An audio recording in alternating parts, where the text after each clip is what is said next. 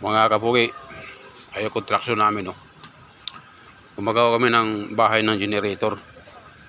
Akit tayo dito sa ibabaw. Tingnan natin yung mga civil works ng San Vida Alabang Maintenance. Yan. Ito mga kapugi, ang style sa layout sa powerhouse. Naglagay lang ko ng isang box dyan. Tapos yung mga ilaw niya, di ko na nilagyan ng box.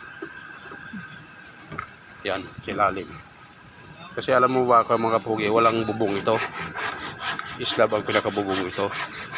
So kadalasan kasi nangyayari, yung tubig ay doon dumadaan sa box.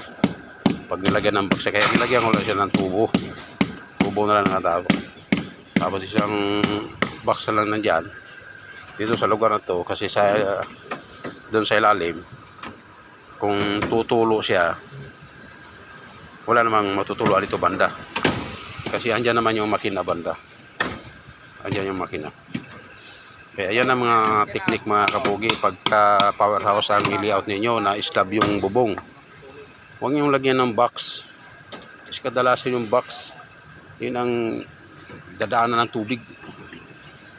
Kaya tapat nyo sa makina, ulan, tutulo-tulo siya doon. Kahit ano kasing waterproofing dahil dumadaan yung tubig dyan sa tubo. Diretso dun sa box. Kaya yan.